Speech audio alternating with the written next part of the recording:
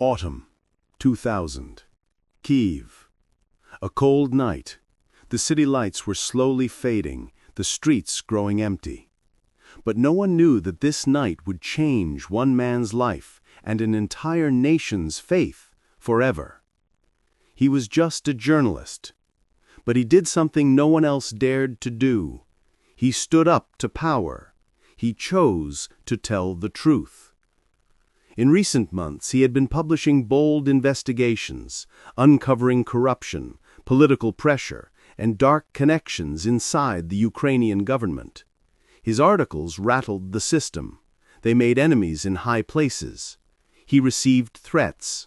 People followed him. His phone was tapped. But he refused to stop, because he believed if he didn't tell the truth, no one would.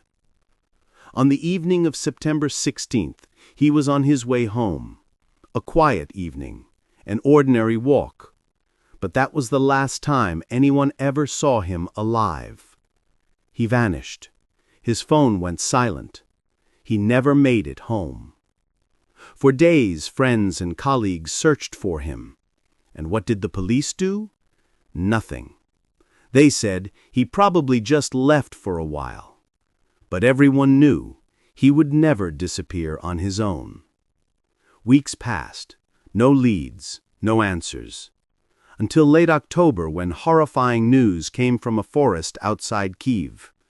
A body had been found, burned, mutilated, and headless. Who was this man?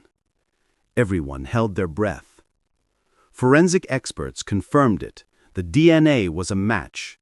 It was him, the missing journalist.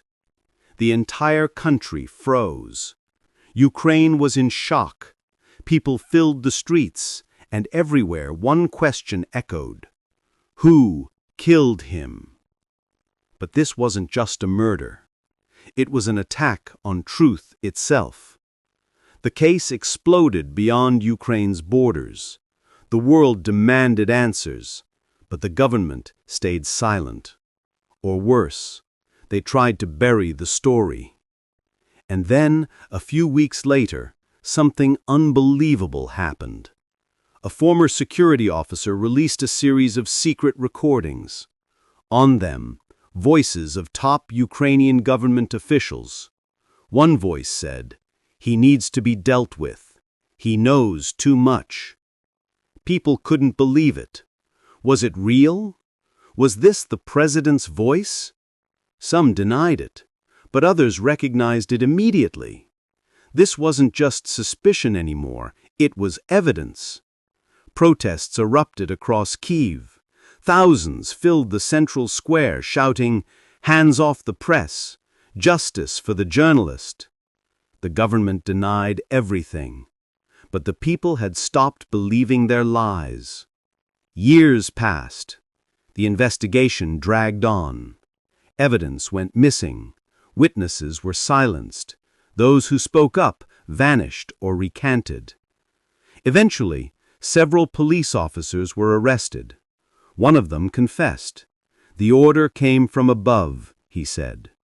But when asked who gave the order, he stayed silent. A high-ranking general was found guilty. He admitted his role in the kidnapping and murder. He was sentenced to life in prison. But the public was not satisfied, because everyone knew he was only the executor. The real masterminds were still free. Who ordered the murder? Was it the president, his advisors, or a shadowy group working behind the scenes? So many questions, and still no answers. This case became the biggest political scandal in Ukraine's modern history. It changed the nation forever. It revealed the rot within the system and the courage of those who fought to expose it. After that, journalism in Ukraine would never be the same. Some reporters fled the country. Some stayed silent out of fear. But a few, inspired by his courage, kept fighting for truth. This wasn't just one man's death. It was a strike against freedom of speech. and at the same time, the birth of a new era. The journalist's name became a symbol, a reminder that truth has a price. Every autumn, people gather in the square where his story began. They light candles. They stand in silence. No slogans, no chants, just silence, louder than any scream. That silence speaks of injustice. It speaks of power unpunished. It speaks of a nation that still remembers. Through this tragedy, the world saw the shadow side of Ukrainian politics, but it also saw the bravery of ordinary people. To this day, the case remains unsolved. But one thing is certain: he was right. Corruption, power, and crime, they walk hand in hand, and truth-tellers are their greatest threat. That's why he was silenced. But he didn't lose, because his death opened millions of eyes. He showed the world the real price of truth. This story is not just about one man. It's about an entire nation waking up. A fight between fear and freedom, between lies and truth. He wasn't just writing stories. He was writing history. And that history is still being written today. Who killed him? Why? The questions remain.